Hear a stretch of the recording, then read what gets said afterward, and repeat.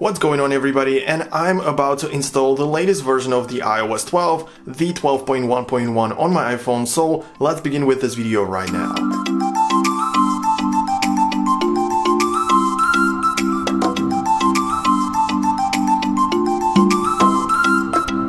So now we are officially updated to the iOS 12.1.1. So now take a look at the storage before and after the update, because this is probably the most interesting thing about it. So you can see that the amount of photos, videos, and of course apps is going to be the same, because it is only fair where you don't delete anything, you don't get any other apps into your device. Everything needs to be the same. And now you can see that 64 gigabytes is my capacity, of course, and 1.4 is currently available.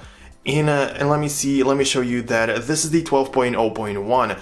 So yeah, I perhaps skipped some version, but still, let's take a look at after the update running the 12.1.1. You can see that I have got 4.22 gigabytes, which means that about 3 gigabytes have been added or came back to my device after performing the software update, which is definitely a great thing, especially when this is just 64 gigabytes version of this device. It's really great to see that some storage came back to my device and I can use it right now. So it's really great in terms of the storage. Now, what exactly has been changed in this version?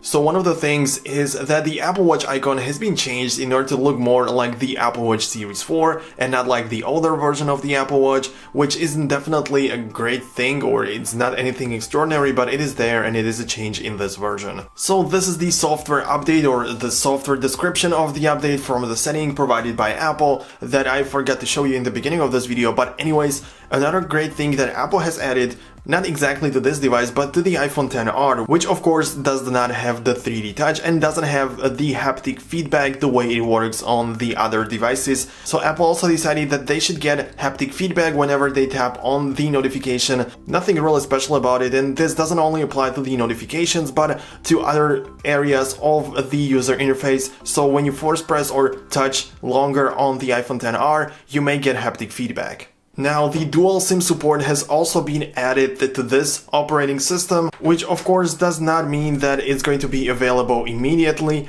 or that every single carrier will support it right now, but it starts to roll out. It's gonna be pretty slow, to be honest, or in my opinion, but it's great that it's already here and many people will be able to start using this. Of course, it only applies to the latest devices, the iPhone XS and the XS Max. Another change has happened to the FaceTime application, and the thing is that if you are making a phone call with someone and you want to switch the cameras from the front facing to the back or in the opposite direction, it doesn't really matter. You have a new toggle which is really easier to get to, so you just tap like this. You don't have to go through the settings and find it somewhere hidden in the menu, but it's gonna be right there and you just tap and you're gonna be there. So another change.